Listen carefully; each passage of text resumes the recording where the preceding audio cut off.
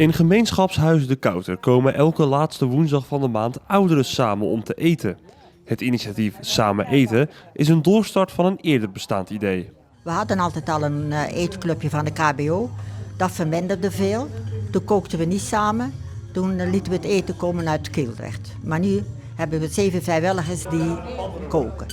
En dat het effect heeft blijkt uit de opkomst, want die is flink gestegen. We hadden er 6 en nu hebben we er op het moment al 12. Dus het is toch al verbeterd. We hopen dat er nog meer mensen bij komen.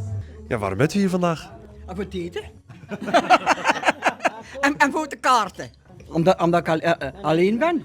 Ik ben weduwvrouw, dus dan komt dus onder de mensen. Het idee van Samen Eten is ook het tegengaan van eenzaamheid. Iets waar ouderen al snel mee geconfronteerd kunnen worden. Zeker in een wat kleiner dorp. Zeker om eenzaamheid tegen te houden. Het is toch gezelliger om samen te eten dan dat je alleen thuis alleen zit te eten. Hè. Dan ga je dan doen, de krant pakken of de telefoon pakken. Dus dit kunnen ze ook samen praten. Dus ik zie ook dat de mensen die eten laten komen, dat er ook zijn die zeggen, we zeggen het voor deze dag af en we komen samen eten. Mensen onder elkaar, van dezelfde leeftijd natuurlijk. Dat is toch veel waard voor zo'n dorp als Nieuw-Namen. Hè? Wat eten we vandaag? Nou, gewoon wat de pot schaft. En deze keer is dat... Erwtensoep en pannenkoeken, ja. Dat doe je voor jezelf, ga je dat ook niet klaarmaken. Dus we kijken ook altijd wat gaan we klaarmaken, wat zullen de mensen, ja, wat zo lusten natuurlijk. Iedereen lust natuurlijk ook niet alles, hè. Dus. Ja, het was heel lekker. Ze hebben ons verwend.